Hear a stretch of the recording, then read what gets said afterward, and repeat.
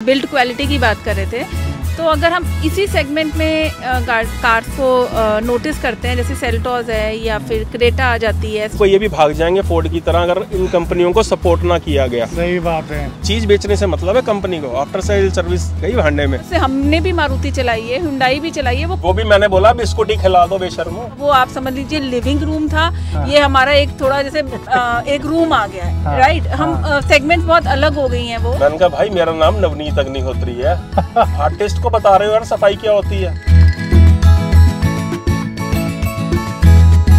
215 लाख के बजट के अंदर मार्केट में इतने सारे प्रोजेक्ट हैं कि आप कंफ्यूज हो जाएंगे। आपके अच्छे खासा बंदा भी कंफ्यूज हो जाएगा, चाहे उसने कई सालों से गाड़ी क्यों ना रखी हो।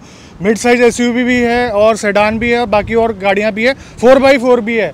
लेकिन बात यह है कि आप अपनी ज़रूरतों को समझते हैं या फिर नहीं समझते हैं, उसके हिसाब से गाड़ी लेते हैं या फिर नहीं लेते हैं, और लेने के बाद पछताते तो नहीं हैं। तो डीडीएस के ओनरशिप एक्सपीरियंस का यही एक मोटिव है कि ओनर की नीड को समझना, और ओनर अपनी नीड के हिसाब से गाड़ी ले रहा है या फिर नहीं ले रहा है, और उसके बाद जो भी उसका एक्सपीरियंस होता है हमारे पास आता है वो शेयर करने के लिए। आप भी हमसे जुड़ना चाहते हैं तो नीचे ईमेल आईडी है, आप हमसे संपर्क कर सकते हैं। और एक बहुत जानी मानी हस्ती आज हमारे साथ जुड़ी है अपनी फैमिली के साथ। नवनीत जी बहुत बहुत स्वागत है चैनल के अंदर, और मैम आपका भी स्वागत है, दक्ष आपका भी स्वागत है। सर थोड़ा सा अपने बारे में बताइए, और सर की बहुत तारीफें सुनी है हमने और देखा भी है सर को। मैं एक पेंटर हूँ, मैं साईं बाबा की पेंटिंग्स बनाता हूँ और लगभग 28 साल से मैं साईं बाबा की पेंटिंग्स बना रहा हूँ। मैं आपके दर्शकों को बताना चाहूँगा कि मैं वो बच्चा हूँ जो स्कूल में कभी ड्राइंग में फेल हो जाता था। अच्छा। और आज मेरा एशियाज़ लार्जेस्ट पेंटिंग का मैं रिकॉर्ड होल्डर हूँ कि 44 कंट्रीज़ में सबसे बड़ी पेंटिंग बनाने का रिकॉर्ड वो मेरे नाम दर्ज है। और बहुत सी चीज़ें, हमारे लाइव पेंटिंग इवेंट होते हैं, आप यूट्यूब के हमारे चैनल पे जाके देख सकते हैं। रवि जी ऐसा है कि एक तरफ भजन या म्यूज़िक चलता है और उसकी तर्ज पे मैं साथ साथ मैच करते हुए पेंटिंग बनाता हूँ। और I am the second Indian artist जिसने यूएसए में 3 साल में 58 इवेंट्स किए हैं। बस यही है छोटा सा इंट्रोडक्शन। बाकी आप देखना चाहें तो हमारे पेज पे आर्टिस्ट नवनीत अग्निहोत्री पे जाके देख सकते हैं लोग। गाड़ी है इनके पास VW की टाइगून, लगभग 2000 किलोमीटर चल चुकी है, 1 लीटर में ऑटोमेटिक है। सर सबसे पहले मुझे एक बात बताइए कि इससे पहले कौन कौन सी गाड़ी आप ओन करते थे? देखिए हिंदुस्तान में शायद कोई ऐसा ऑनर नहीं होगा जिसने सबसे पहले 800 ना रखी हो। एस्टीम गाड़ी ली मारुति की, क्योंकि उस समय बहुत ज़्यादा ऑप्शन नहीं आते थे। और उसके बाद XUV 500, लगभग 8, साढ़े 8, 9 साल उस गाड़ी को चलाया। उसके बाद हमने ली पोलो, और हमारी नीड्स को वो पूरा नहीं कर पा रहा था कि जैसे हमें 5 लोगों को कहीं जाना है या कुछ, और XUV वाली जैसे कंफर्ट की हमें आदत पड़ी हुई थी, फिर हम इस पे स्विच किए हमने टाइगून। लेने से पहले फैमिली का बहुत बड़ा हाथ रहता है गाड़ी डिसाइड करने में। मैम आप बताइए कि आपका पर्सपेक्टिव क्या है, आपको ये गाड़ी देखने में कैसी लगती है? देखिए जैसे पोलो हमने अभी ली थी, फॉक्सवैगन की फैमिली में एंटर होने के बाद और भी इसमें सेगमेंट्स ट्राई किए, बट आफ्टर ड्राइविंग फॉक्सवैगन उसने हमें किसी के लायक नहीं छोड़ा। तो बहुत ही अच्छा एक्सपीरियंस रहा। ये तो ऐसा लगता है, अब मैं आपको बताऊं रवि जी, लाइक आप मक्खन के ऊपर चलाते हैं ना, पिघले हुए मक्खन के ऊपर, आपको एफर्ट ही नहीं लगता है। तो we are so happy with Tiguan, space wise and look is so subtle. And जैसे आजकल की कार्स होती है, you need face lift after some years, आपको फेस लिफ्ट चाहिए, उन कार्स में कुछ नयापन चाहिए। पर इनकी कार्स में आप देखिए, पोलो आप देखिए अभी तक लेते हैं जस्ट बिकॉज कि उसकी लुक्स भी आपको वो नहीं लगती कि आपको 10 साल पहले खड़ा करती हैं। सही बात है, ये बात तो है। अच्छा मुझे एक बात बताइए, बजट आपका 15 से 20 लाख का था, तो और भी मार्केट में कंपटीशन है, ठीक है, जैसे कि क्रेटा हो गई आपकी, बहुत फेमस है क्रेटा और सेल्टोस, साथ के साथ इसकी जो सिस्टर कंपनी है उसमें कुशाक मिलती है, तो उनको कंसिडर नहीं करा क्या? उससे पहले आपने टेस्ट ड्राइव तो ली होगी गाड़ियों की? एक्चुअली सेल्टोस की टेस्ट ड्राइव ली थी, क्रेटा तो लेनी नहीं थी। मैंने हेक्टर ट्राई की, मैंने एस्टर ट्राई की गाड़ी, XUV 700 ट्राई की हमने। कुशाक की बात की, कुशाक भी ऐसी ही है चलने में, लेकिन कुशाक से ज़्यादा इस पे ज़्यादा फेथ हो रहा था मुझे। इसकी जो लुक्स हैं, खासकर जो पीछे की लुक्स हैं, इसकी जो टेल लाइट की लुक है, ये रात को यूनिक बना देती है। ग्राउंड क्लियरेंस 190 mm है जी। आप ऐसी सड़कों में जाते हैं कि इससे ज़्यादा ज़रूरत पड़ेगी ग्राउंड क्लियरेंस की, या फिर आप एक प्रॉपर रोड में चलाते हैं? लेकिन ये है कि इसके अंदर ग्राउंड क्लियरेंस इतनी का है कि अगर आप कहीं पे खराब रास्ते पे चले भी जाओ तो आपको इतना डर नहीं लगेगा। पोलो के अंदर हमें डर लगता था। चलने में जितनी मर्जी तेज है गाड़ी, उसकी एक ही क्वालिटी है जी पोलो की, ये शायद दर्शक भी जानते होंगे कि जब उसका 2 RPM पहुंचा तो वो गाड़ी किसी को कुछ नहीं समझती, सबकी इज्जत उतार देती है वो गाड़ी सड़क के ऊपर। मुझे एक बात बताइए, सेम इंजन है, थोड़ी सी ट्यूनिंग का डिफरेंस है, अब छोटे इंजन में क्या होता है कि टर्बो लैग ज़्यादा होता है, तो वो चीज़ इसमें फील होती है आपको? थोड़ा सा होता तो है टर्बो लैग, लेकिन ये ऑटोमेटिक होने की वजह से ये इतना हाईली ट्यून्ड है कि आपको महसूस ही नहीं होने देता। देखिए क्रेटा और सेल्टोस के कंपटीशन में ये गाड़ी आती है, उनकी यूएसपी क्या है? उनके इंजन अच्छे एवरेज निकालते हैं, ठीक है, उसमें मतलब रोड प्रेजेंस भी अच्छी है, रोड प्रेजेंस इसकी भी अच्छी है, साथ के साथ डीलरशिप नेटवर्क बहुत ज़्यादा बड़ा है। डिफरेंस मैं बताऊं आपको क्या है, दरवाज़ा खोल के जब आप बंद करते हो ना गाड़ी का, आपको डिफरेंस समझ आ जाता है कि वो इतनी हल्की लगती हैं गाड़ियाँ। और खासकर हम चला रहे थे पोलो, वो तो शायद इससे भी ज़्यादा हैवी था। यही सवाल था मेरा कि पोलो के कंपैरिजन में इसकी मटेरियल क्वालिटी उससे थोड़ी सी डाउनग्रेड है, लेकिन ऐसी भी डाउनग्रेड नहीं है कि आपको कहीं पे लगे कि नहीं यार कि ये चीज़ दब रही है, ये चीज़ हिल रही है इसकी। हाँ, कॉस्ट कटिंग जरूर कर रखी है कंपनी ने, लेकिन बहुत चल जाएगा, नहीं एक्सेप्टेबल। मैं अब क्या वर्ड यूज़ करूं कि बड़ी हल्की लेवल की कॉस्ट कटिंग कर रखी है जिन चीज़ों की जरूरत नहीं थी। जैसे ये सनग्लास होल्डर का डमी दे दी है, उसमें सनग्लास होल्डर ही नहीं है। दूसरा जो सबसे बड़ा माइनस पॉइंट है, इसके अंदर सारा कुछ टच दे रखा है इन्होंने, जबकि इस चीज़ की टच की कहीं ज़रूरत नहीं थी। ये ड्राइविंग के लिए बहुत डेंजरस चीज़ है। आपने जरा सा भी एसी डाउन करना, हाई स्पीड पे हो, आपकी नज़र घूमेगी। स्टीयरिंग में इतने बटन दे रखे हैं तो एसी का कंट्रोल एक स्टीयरिंग में भी दे देते हैं। तो ये कौन सी फ्यूचरिस्टिक प्लानिंग करके कंपनी ने इसको बिल्कुल टच बना दिया। इवन ऑडी और जितनी भी बड़ी सेगमेंट की इनकी गाड़ियाँ, सबके अंदर एक नॉब्स होती हैं जो जरूरी भी हैं। मैम कुछ कहना चाह रही हूँ? मैं ये कहने वाली थी कि जैसे अभी आपने बोला ना सेल्टोस का और क्रेटा की आप बात कर रहे थे कि बिल्ड क्वालिटी की बात कर रहे थे, तो अगर हम इसी सेगमेंट में कार्स को नोटिस करते हैं, जैसे सेल्टोस है या फिर क्रेटा आ जाती है, एस्टर आ जाती है, तो उसके कंपैरेटिवली अगर हम कंपेयर करें तो the build quality is better than all the cars in this segment. अच्छा, मुझे एक बात बताइए, फ्यूल एफिशिएंसी क्या दे रही है? ऑटोमेटिक है आपके पास, आपने लॉन्ग ट्रिप करा है इस गाड़ी के साथ? लॉन्ग ट्रिप की हमने, हरिद्वार मसूरी, हमने 1000 तक तो इसको बिल्कुल शराफत से चलाया, लेकिन मुझे अपने अंदर की वो गट फीलिंग जो थी चेंज करनी थी कि ये पोलो और इसमें क्या डिफरेंस है। ट्रस्ट मी, जमीन और आसमान का डिफरेंस है। जो लोग सोच रहे हैं कि पोलो वाला इंजन है, तो ये पोलो वाला इंजन नहीं है। पेपर पे मत जाओ इसकी कि क्या है, इसको चला के देखो। कोई ये भी भाग जाएंगे फोर्ड की तरह अगर इन कंपनियों को सपोर्ट ना किया गया। सही बात है,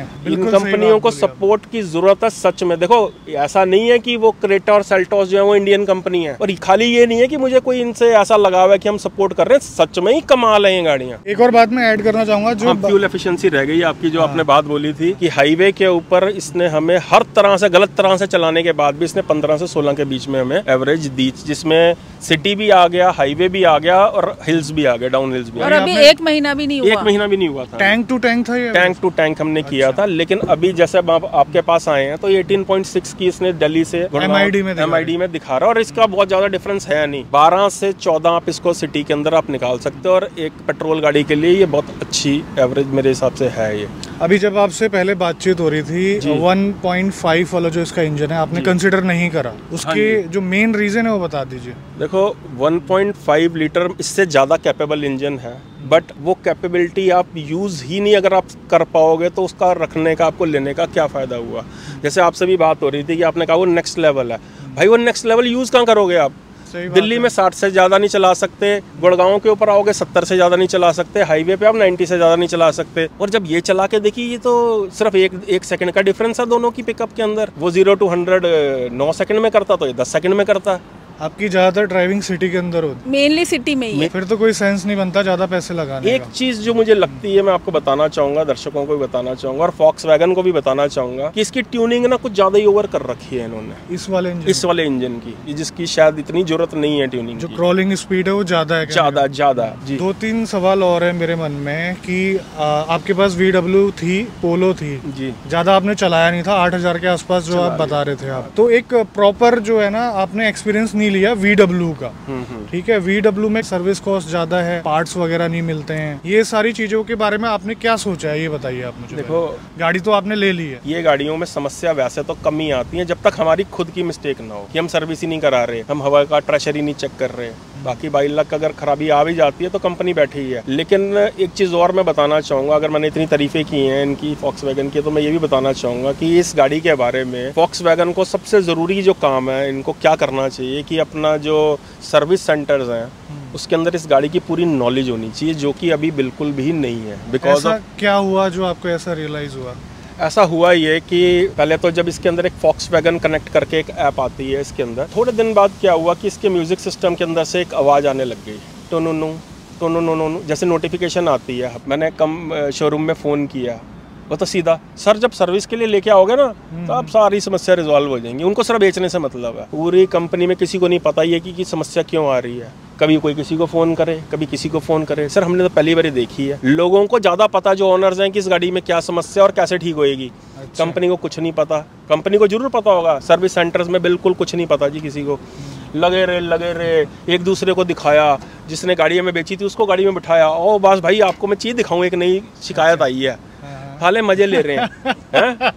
काम करना नहीं चाहता कोई भी, चीज़ बेचने से मतलब है कंपनी को। आफ्टर सेल सर्विस गई भांडे में, पता ही नहीं सर, इनको कुछ भी नॉलेज नहीं है। चलो मान लेते हैं, इस चीज़ के लिए इनके ज़्यादा नंबर नहीं काटेंगे क्योंकि अभी नई आई है गाड़ी। लेकिन अगर गाड़ी को बेचना है और कंपनी को सरवाइव करना है, 8,000 करोड़ रुपए वसूल करने हैं जो लगाए हैं, तो भैया गाड़ी के बारे में डीलर नेटवर्क को और सर्विस सेंटर्स को समझ होनी बहुत जरूरी है। हमने बोला लास्ट में कि गाड़ी का सिस्टम रीसेट करके देखो, क्योंकि मेरे अंदर से मुझे लग गया था कि नोटिफिकेशन की आवाज़ है, शायद जो साइजी के ऐप फालतू की इसके अंदर एक ऐप है जो ऑफलाइन ऐप है जिसकी ज़बरदस्ती नोटिफिकेशन शायद आ रही है। तो उन्होंने रीसेट किया और रीसेट करने के बाद वो आवाज़ गायब हो गई। सर होगी ना रिजॉल्व प्रॉब्लम? मैंने कहा सर आपने थोड़ी ना किया रिजॉल्व प्रॉब्लम, ये तो मैं घर बैठे ही कर लेता। ये एक रीज़न है कि Volkswagen पीछे रहता जा रहा है। इनकी गाड़ी में कोई कमी नहीं है, आप आंखें बंद करके लो, 10 साल बाद भी ऐसे चलती हैं गाड़ियाँ। मेरे दोस्तों के पास पोलो है यहाँ और वेंटो है, वेंटो बेच के लोग वेंटो ले लेते हैं। क्यों ले लेते हैं?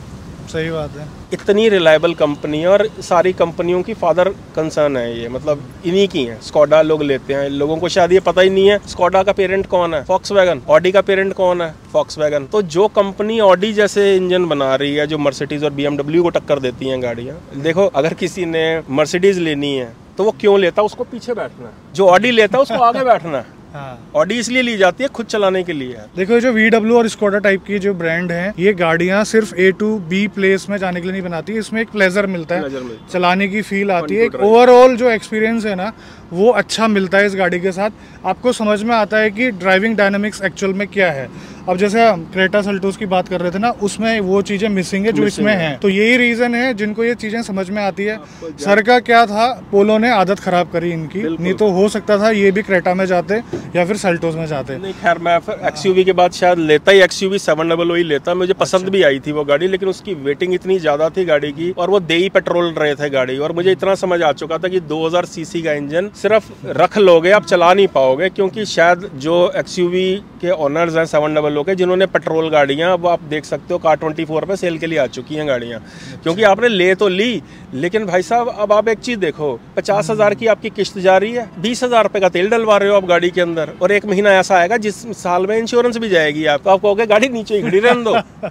तो गाड़ी हमने ली है चलाने के लिए। तो अगर पेट्रोल में आप अगर तमीज से चलाओगे आपको एवरेज भी देगी गाड़ी है, और यार इतनी मैटर नहीं करती इस सेगमेंट की गाड़ी लेके आप 1-2 किलोमीटर की एवरेज के बारे में नहीं सोचते हो। और अभी तक की हमारी इतनी बातचीत से ये समझ में आ रहा है कि इनको जैसी गाड़ी चाहिए थी, जैसा टेस्ट इनका है, वैसे इनको गाड़ी मिली है और ये खुश भी हैं। इसका जो टॉर्क कन्वर्टर है ये इतना इंटेलिजेंट है, इसको हाई स्पीड पे पता है कि आप क्या करने वाले हो, आपके रिस्पॉन्स से पहले ये रेडी बैठा हुआ है। आप इसको ऐसी स्ट्रीप पे ले जाओ आप इसको, मैंने महसूस किया कि 60 तक इसका सेकंड गियर ही था, ये थर्ड गियर पे आई नहीं रही थी गाड़ी अपने आप ही। क्यों? क्योंकि इसको पता कि गाड़ी ऊपर चढ़ रही है। इतना इंटेलिजेंट बेसिकली बोलने को ये टॉर्क कन्वर्टर है ये सिंगल वाला DSG है बेसिकली। आपको कहीं पे झटका महसूस नहीं होगा, और अगर इसका पागलपन देखना तो इसको मैनुअल पे डाल दो आप। तो एक लास्ट सवाल आपसे पूछूंगा कि पोलो और इसकी परफॉर्मेंस में पोलो आगे थी या फिर ये बताइए। देखो अगर हम पोलो की मैनुअल की बात करें तो जितनी क्विक वो थी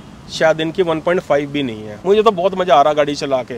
Volkswagen से मुझे कोई शिकायत नहीं है, मुझे गाड़ी से कोई शिकायत नहीं है, इसकी परफॉर्मेंस लाजवाब है। हाँ, जो थोड़ी बहुत चीज़ें हैं वो टॉलरेट हो जाती हैं, आदत हो जाएगी, जैसे टच है या और 2-3 चीज़ें हैं। एक ट्रस्ट तो होता है यार, आप उस ब्रांड की चीज़ चला रहे हो जो आधी दुनिया की गाड़ियाँ जो जिनकी मालिक है कंपनी, आपको इतना तो ट्रस्ट होता ही है। और आ जाएगी तो आ जाएगी यार, प्रॉब्लम क्या हो गया, वो तो इंसान में आ जाती है यार। कोरोना ने इतनी अक्ल सिखा दी है पूरी दुनिया के लोगों को कि यार जो कुछ मजा है ना वो आ जाए लाइफ में। कल की दूर की ज्यादा की प्लानिंग करके ना हमारा हिंदुस्तानियों में आदत है रवि भाई, बिल्कुल कि 2 साल का 4 डाल लेंगे, कल का भरोसा नहीं है कि क्या होना है। आ जाएगी प्रॉब्लम तो कंपनी बैठी है 6 साल के लिए तो दमाद है गाड़ी जो है, कुछ भी आएगी वो हमें लेना आता है कि हम कैसे वारंटी इनसे लेंगे। बाकी एक बारी ये गाड़ियों की टेस्ट ड्राइव जरूर लें और उन लोगों से लड़के लें, शोरूम वालों से, कि भैया हम तभी लेंगे जब हम अपनी मर्जी से चलाएंगे। हाँ, मैं तो बल्कि एक और चीज कहूंगा फॉक्सवैगन को, इनको ये स्कीम रखनी चाहिए कि टेस्ट ड्राइव लेने के बाद अगर आप हमारी गाड़ी लेते हो तो आपको 10-20 हज़ार का डिस्काउंट देंगे। कुछ भी चीज ये कुछ तो करें, इन लोगों को गाड़ियां बेचनी ही नहीं आती है। बेसिकली रवि भाई, अगर फॉक्सवैगन इंडिया से गाड़ी एक्सपोर्ट ना कर रहा होता तो फॉक्सवैगन फोर्ड से पहले जा चुकी होती, क्योंकि पोलो के बेस पे कंपनी नहीं चल सकती इतनी बड़ी। ये कह रहे हैं चल यहाँ बैठे हैं तो यहाँ पे भी पोलो और वेंटो बेची जाओ, बेसिकली इंटरेस्टेड थे ही नहीं। अब सीरियस हुए हैं ये, लेकिन सीरियस नोट पे टेस्ट ड्राइव करवाओ लोगों को दिखाओ कि सच में ही गाड़ी कितनी कैपेबल है। और आपको मुझे 2000 किलोमीटर चलाने के बाद पता चला कि ये गाड़ी कितनी जबरदस्त है। आपकी बातों से सारा कुछ पता चल रहा है। अब कमेंट ये ना आए कि आप VW की सेल्स टीम से हैं। नहीं ये कस्टमर देखो ऐसा है, VW से मुझे कोई लगाव नहीं है। देखो इनका जो प्रोडक्ट है वो अच्छा है। हमने फॉक्सवैगन की आपको कमियां भी बताई हैं कि इनके सर्विस नेटवर्क में कितनी कमी है, लेकिन अगर ऐसी कंपनियों को सपोर्ट नहीं, आप बताओ इकोस्पोर्ट कितनी बढ़िया गाड़ी है फोर्ड की, क्यों बंद हो गई? वो नया मॉडल ही नहीं लाए। किसकी गलती है? फोर्ड की अपनी गलती है। सही बात है। ये कंपनियां अगर आज ये कोशिश कर रही हैं और फिर भी हमको अगर क्रेटा सल्टोस ही लेनी है, ऐसा नहीं है वो बुरी हैं गाड़ियां, अगर बुरी होती तो शायद बिक ना रही होती। क्रेटा अच्छी गाड़ी है। और एक बात ना यहाँ मैं भी बताना चाहूँगी, जैसे अभी आपने बोला कि बाकी कार्स के लिए बोला, तो आपको मैं एक बात बताऊं, ये जो हमने पोलो भी ली थी ना, तो ये पोलो हमने पता है कैसे ली थी? हमने एक्चुअली बेटे को शौक था कि मुझे पोलो पसंद बहुत है तो पोलो लेनी है। हमें लगता था छोटी कार है, जबकि सेकंड कार ही चाहिए थी, चाहिए इसे पसंद थी। हमने कार्स 24 से एक पोलो टेस्ट ड्राइव के लिए मंगवाई। 10-11 साल पुरानी होगी वो, इन्होंने चलाई। ये कहते हैं ये 10 साल पुरानी इतनी चलती है तो नई कैसे चलेगी? और एक और चीज, जैसे अब आप मारुति की कार्स लो, अभी मेरे नोन में बहुत से, हमने भी मारुति चलाई है, हुंडई भी चलाई है, वो कुछ किलोमीटर्स के बाद आपको पता चलेगा वो मांगेगी आपसे, काम मांगेगी। बट ये गाड़ियां आप देखो ना, पर ये भी तो फर्क हम नहीं सोचते, तो खर्चा तो मांगेगी कुछ किलोमीटर्स के बाद। ये गाड़ियां आप 10 साल बाद भी चलाओगे तो आपको लगेगा नहीं है। अब वही वाली बात है, सस्ता रोए एक बार, महंगा सस्ता रोए बार बार, महंगा रोए एक बार। पर एक सबसे बड़ी बात मैं आपको बोलूंगी, जैसे रवि जी आपका ये शो आता है, हाँ जी, और आपके ये शो जो होते हैं, और भी बहुत से हैं इस फील्ड में जो कार्स को लेके जो कस्टमर्स के रिव्यूज होते हैं, जो अपनी भी नॉलेज होते हैं, वो हम सब तक पहुँचाते हैं। हाँ और आजकल तो वैसे ही आपको पता है ऑनलाइन का टाइम है, सब लोग सोशल मीडिया से इतने कनेक्टेड है। तो हमने जब पोलो भी ली तो भी ऐसी वीडियो से हमें नॉलेज, बल्कि सर्विस सेंटर जाकर उन लोगों के पास इतनी नॉलेज नहीं होती जो हम वीडियो से आप लोगों की ले लेते हैं, क्योंकि सब हम आके यहाँ पे शेयर करते हैं। कितने लोग आते हैं, आप लोग कुछ शेयर करते हो, तो उससे ज्यादा नॉलेज हमें मिल जाती है। तो thankful to all of you कि मतलब इन वीडियोस के थ्रू हमें भी देखिए, हमें भी मन हुआ कि why not to come and have a meeting with you. बताया जाए इन गाड़ियों। आज तो वीडियो इतना लंबा बन चुका है और पता भी नहीं चला, मुझे तो इनकी बातें सुनने में मजा आ रहा है। एक्सपीरियंस बहुत, मतलब ये ट्रू एक्सपीरियंस अपना शेयर कर रहे हैं। एक और मतलब कई बार ऐसा होता है ना कि ओनर जब बोलते जाता है, आप तो कुछ बोल ही नहीं थे, सुनने में इतना मजा आता है, क्योंकि ये शो इसीलिए है, ये ओनरशिप एक्सपीरियंस इसीलिए है ताकि ओनर आके बोले, हम ना बोले। जब हम रिव्यू करते हैं तब हम बोलते हैं, लेकिन रिव्यू करने के लिए गाड़ी मुश्किल से आप कितनी चला लोगे, 500 से 1000 किलोमीटर, लेकिन ओनर हज़ारों किलोमीटर। सारी चीज़ें ओनर ने ही झेलनी है, पैसा ओनर ने लगाया है, सर्विस का खर्चा ओनर ने ही झेलना है, ट्रिप में ओनर ने ही लेके जाना है, फैमिली ओनर की बैठेगी। तो ओनरशिप एक्सपीरियंस की ये वैल्यू है।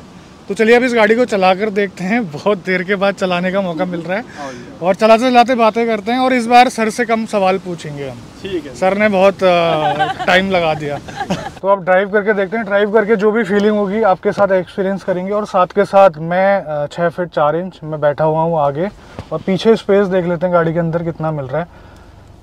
आप लोग कंफर्टेबल हैं तीनों के तीनों? पीछे पूरे बिल्कुल कंफर्टेबल। अगर बिल्कुल प्रॉपर इस सीट की बकेट के हिसाब से बैठोगे तो थोड़ा सा आपके कंधे जुड़ते हैं, बाकी अगर आप थोड़ा सा एडजस्ट होकर बैठोगे तो 3 लोग पूरा कंफर्टेबल बैठे हुए हैं। अच्छा एक बात बताइए मुझे, इसका जो 3 सिलेंडर इंजन है जी, थोड़ा बहुत कैरेक्टरिस्टिक तो दिखाता ही है अपने 3 सिलेंडर इंजन होने के, तो उस चीज़ से आपको कैसा फील होता है? अच्छा फील होता है या बुरा फील होता है, या और मतलब रिफाइन इंजन होना चाहिए था? देखो 3 सिलेंडर जो है, इसका जो इंजन है ये जब गाड़ी बिल्कुल कूल कंडीशन में खड़ी है, और आप अगर स्टार्ट करते हो तब आपको बताता है कि मैं 3 सिलेंडर हूँ। बिल्कुल, हाँ, जोर जोर से चीख कर बताता चीख के बताता कि मैं 3 सिलेंडर हूँ। लेकिन अगर आप थोड़ी सी हिम्मत रखें और 1 मिनट आइडियल कंडीशन में गाड़ी को स्टार्ट रहने दें, जब ये 1000 आरपीएम पे दोबारा वापस आ जाता है, उसके बाद आपको पूरा दिन नहीं पता चलेगा कि ये 3 सिलेंडर इंजन है। अगला सवाल मैम आपसे है, आपको इसकी राइड क्वालिटी और पीछे का कंफर्ट, पीछे वाली सीटों का कैसा लगा इस गाड़ी का? This is the only thing जिसकी वजह से मैं अगर आप मेरी बात करो तो मुझे टाइगुन बहुत पसंद आई थी। क्योंकि हम जब टाइगुन लॉन्च भी हुई थी अगस्त में, आई थिंक अगस्त सितंबर में, तो हम इसे वैसे ही देखने गए थे कि just have a look Volkswagen की जो नई कार आई है, तो तब भी हम बैठे थे, तो we really enjoyed the comfort, the drive. उस समय मैं इतनी ड्राइव नहीं करती थी, अब तो मैंने ये कार ऑटोमेटिक भी है तो कंफर्टेबली मैं ड्राइव कर लेती हूँ, पर बहुत कंफर्टेबल था बैठने में भी। जैसे कि ड्राइव ये कर रहे हैं हम, तो एज अ पैसेंजर हम तो बैठते थे, पर हमें बैठने में बहुत कंफर्टेबल ड्राइव लगती थी, थकावट नहीं होती थी। लाइक हमने अभी एक ट्रिप किया भी है अपना, हरिद्वार और देहरादून की तरफ हम गए थे, तो that is the long trip हमने जो अब तक 1 महीना भी नहीं हुआ, पर जो अभी उस ट्रिप में गए थे, पर बहुत कंफर्टेबल रहा। वी आर सो XUV 500 के कंपैरिजन में कैसा लगता है आपको इसका कंफर्ट और सस्पेंशन कैसे लगते हैं, मतलब कि झटके महसूस होते हैं या फिर नहीं होते? देखिए, जो XUV 500 थी हमारे पास, उसमें स्पेस तो बहुत ज्यादा था। वो आप समझ लीजिए लिविंग रूम था, ये हमारा एक थोड़ा जैसे एक रूम आ गया है, राइट। हम सेगमेंट्स बहुत अलग हो गई हैं। वो सस्पेंशन वाइज और ड्राइव प्लेजर के लिए बैठकर भी इस कार में जो फील होता है बैठने वाले को भी, मतलब रेग्रेट नहीं है कि हम इसमें शिफ्ट हुए हैं, तो we are so satisfied and happy. मैं कुछ चीज़ ऐड ऑन करना चाहता हूँ। देखो, हम गाड़ी चलाते तो मैक्सिमम 2 लोग या 3 लोग होते हैं। आज पहली बार 1 लीटर वाला जो इंजन है उसमें हम लोग 5 लोग बैठे हुए हैं गाड़ी के अंदर, और कहीं से भी रियलाइज़ नहीं हो रहा है कि ये अंडर पावर्ड है। अंडर पावर्ड तो है नहीं, और जैसे उठ रही है ना गाड़ी, बिल्कुल भी पता नहीं चल रहा है कि इसमें ये फुल लोड के साथ चल रही है गाड़ी, बहुत प्यार से चल रही है। एसी भी चल रहा है। जो आपका 1.5 वाला जो इंजन है वो आपको 1500 आरपीएम के बाद ही बहुत अच्छा पंच देता है। इसमें 2000 से ऊपर जाने के बाद फील होता है कि इसमें जान आई है। अब आप एक बार इसको मैनुअल पे करके चलाओ रवि भाई, अब जरा इसको मैनुअल पे चला दो और अब इसका पागलपन आप देख लेना। ऐसे काम अपनी गाड़ी में कोई कोई करवाता है। नहीं अब करो। ये देखो 6500 कौन से आरपीएम पे इसने गियर शिफ्ट किया? 6500। बताओ यार क्या करोगे आप 1.5 का? ये देखो आप स्टेबिलिटी देखो आप गाड़ी की, राइड क्वालिटी भी अच्छी है। तो ये तो शायद दर्शकों को भी देखनी चाहिए थी चीज, ये जिस हिसाब से ब्रेक ली थी रवि भाई ने। लोग कहते हैं कि हमारी गाड़ी को प्यार से चलाओ, और VW के ओनर कहते हैं कि हमारी गाड़ी को मजे से चलाओ जैसे मर्जी चलाओ, इनको कुछ नहीं फर्क पड़ता। स्लाविया टाइम पे आई होती ना, तो शायद हम स्लाविया पे भी स्विच कर सकते थे। उस सेडान सेगमेंट में थी बस। हाँ, लेकिन सेडान का ड्रॉबैक क्या है? Ground clearance. लेकिन उसकी ग्राउंड क्लियरेंस बड़ी प्यारी है और चलती इससे बहुत प्यारी है। वो बहुत, मतलब ऐसा लगता है कि चिपक के चल रही है। ये थोड़ी सी ऊंची होने की वजह से ना थोड़ा बहुत कॉम्प्रोमाइज हो जाता है गाड़ी के अंदर। कुछ चीजें हैं जी इसमें रवि भाई नेगेटिव। जी बताइए। बिल्कुल नेगेटिव जो हर एक ऑनर को शायद फेस की होगी, इसकी जो डोर की रैटलिंग नॉइज थी। देखो मैंने कुछ नोट भी किए थे इसके गुड नेगेटिव पॉइंट्स बता रहा हूँ। इनके टॉप एंड मॉडल को भी कंसीडर ना करने का रीजन जो था ना, वो ये था रवि भाई कि उसके अंदर फैब्रिक सीट्स थी इसके अंदर। अच्छा। वेंटिलेटेड सीट्स क्यों नहीं थी इनकी GT प्लस वेरिएंट के अंदर? दूसरा, इसका जो हॉर्न है वो पोलो वाली बात नहीं है। आप ये देखो, इनको इस गाड़ी को बेचने की इतनी जल्दबाजी थी कि बिना वॉशिंग के गाड़ी हमें पकड़ा रहे थे ये लोग। मैंने देखा तो गाड़ी वॉश ही नहीं हुई हुई है। जब बोनट खोला तो अंदर मिट्टी, क्योंकि यार्ड से आती है गाड़ी। सर धुल के आई है। सर क्या बात कर रहे हो? मैंने कहा भाई मेरा नाम नवनीत अग्निहोत्री है और मेरा काम है पेंटिंग्स का काम है, और मैं आर्टिस्ट को बता रही हूँ यार सफाई क्या होती है, जिसका काम ही डेकोरेशन है। मैंने कहा गाड़ी धुलवा लो, भी मैंने पैसे नहीं दिए। दूसरी मेरी शर्त ये थी, मेरी पोलो के अंदर ना टैंक फुल था। अच्छा। मैंने कहा उसका पेट्रोल शिफ्ट करो। अच्छा। तो ये भी एक बहुत बड़ा चैलेंज था। ये पोलो का ही खुराक, पहली खुराक इसने पोलो की खाई है। अच्छा। तो वो वाला DNA इसके अंदर भी है। हमने कहा मुंह मीठा करा दो, हैं? फिर सर ये मुंह मीठा करा दो। अच्छा लाओ पैसे। मतलब मिठाई भी मैं ही मंगवाऊं या केक भी देना तो मैं दूं। मैंने बोला, मैंने कहा मैं दूं पैसे, कहता हाँ जी दो। अंदर से फील तो बहुत बुरी हुई यार, 17 लाख रुपए की तुमसे कोई चीज खरीद रहा है, वो क्या 200 रुपए का केक नहीं खरीद सकता वो? या तुम्हें इतना नहीं करना चाहिए? नहीं काटा केक, कुछ नहीं काटा जी इन्होंने। वो भी मैंने बोला बिस्कुट ही खिला दो बेशर्मो।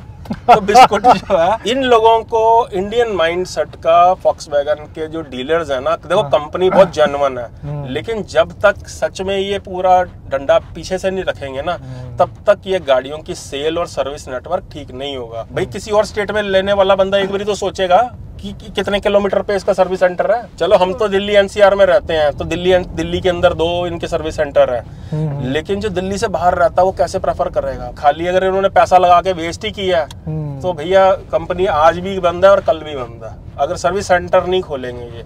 और दूसरा, जिस गाड़ी का स्पेयर पार्ट कश्मीरी गेट के अंदर जिस कंपनी की दुकान नहीं है ना, देखो चाहे वो महिंद्रा, उनकी ऑथराइज्ड दुकान कश्मीरी गेट में भी हर कंपनी की होगी, क्योंकि भाई आपने देखा होगा इनका कहीं आपको स्पेयर पार्ट नहीं मिलेगा। कस्टमर सबसे पहले रवि भाई गाड़ी लेके क्या करता है? मंदिर जाता है, नहीं सबसे पहले जाएगा मंदिर, ठीक है। उसके बाद वो गाड़ी कहाँ टर्न मारता है? एक्सेसरीज की शॉप पे, उसको अपनी मर्जी की चीजें लगवानी है।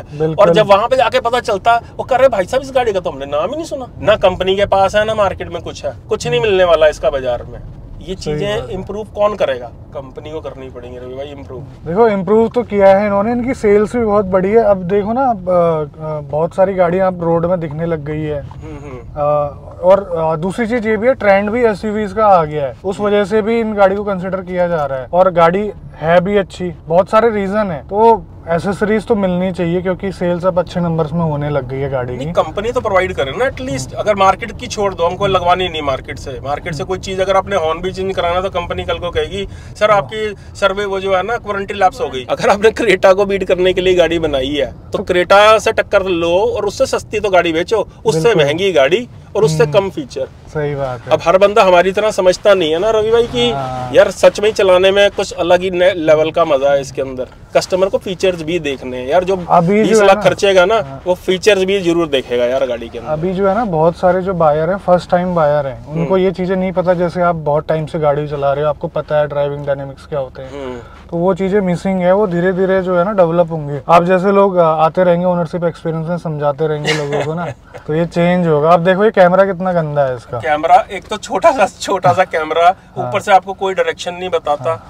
भाई वैसे तो बेसिकली हमारे जैसे ड्राइवर्स को तो जरूरत ही नहीं है इसकी कैमरे की, लेकिन अगर आपने दिया ही है तो एटलीस्ट फुल स्क्रीन तो दो तो कैमरे को। और अगर दिया भी और रात को तो बहुत ही गंदा परफॉर्म करता है कैमरा ये। तो यहाँ तक अगर आप जुड़े हैं तो आपका बहुत बहुत धन्यवाद। इस गाड़ी के बारे में सारा कुछ आपको पता चल गया होगा। सर ने बहुत अच्छे इनपुट दिए, मैम ने भी दिए और दक्ष ने भी दिए। तो एक और चीज़ मैं आपसे रिक्वेस्ट करना चाहूँगा, अगर आप सर का यूट्यूब चैनल देखना चाहते हैं, सर आर्टिस्ट हैं जैसे कि इन्होंने बताया था, तो इनके चैनल पर भी जाके देख सकते हैं। इनको भी प्यार दीजिए, इनको भी सपोर्ट दीजिए। और सर बताइए थोड़ा सा, और कौन कौन से आपके हैंडल्स हैं? मेरा आर्टिस्ट नवनीत अग्निहोत्री के नाम से फेसबुक पेज है और नवनीत अग्निहोत्री के नाम से यूट्यूब हैंडल है। यूट्यूब में कम चलाता हूँ, लेकिन अगर आप उस पर भी बहुत से मेरे नेशनल और इंटरनेशनल इवेंट्स के वीडियोस हैं, लाइव पेंटिंग के वीडियोस हैं, हाइपर 3D पेंटिंग्स की वीडियो हैं। बाकी आप हमें फेसबुक पे भी फॉलो कर सकते हैं, हमारा पेज है आर्टिस्ट नवनीत अग्निहोत्री। ज़रूर देखिएगा पेंटिंग्स। और रवि भाई आपके वीडियोस में बहुत देखता था, हमें इनवाइट करने के लिए बहुत बहुत शुक्रिया आपका। आप लोगों ने इतना लोगों का काम आप लोगों ने आसान कर दिया है कि जब गाड़ी के सेल्समैन है उनको ज़्यादा कुछ बताना ही नहीं पड़ता, क्योंकि आप लोग इतनी इन्फॉर्मेशन दे चुके होते हो कि कस्टमर माइंडसेट के साथ ही जाता है कि मुझे यही गाड़ी लेनी है। और आप जैसे लोग आके जो गाड़ी लेने के बाद की जो भी परेशानियां हैं, जो भी अच्छाइयां हैं ना, आप और अच्छे तरीके से बताते हैं, जिससे कि थोड़ा सा ना और कॉन्फिडेंस बढ़ जाता है लोगों का। बिल्कुल, उनको क्लियर हो जाता है कि ये गाड़ी उनके मतलब की है या फिर नहीं है। बिल्कुल। तो आज की वीडियो में बस इतना ही, मिलते हैं बहुत जल्द आपसे एक नई वीडियो में। तब तक के लिए बाय बाय, ख्याल रखिए अपना। भारत माता की जय। Thank you sir, thank you ma'am और दक्ष, थैंक यू।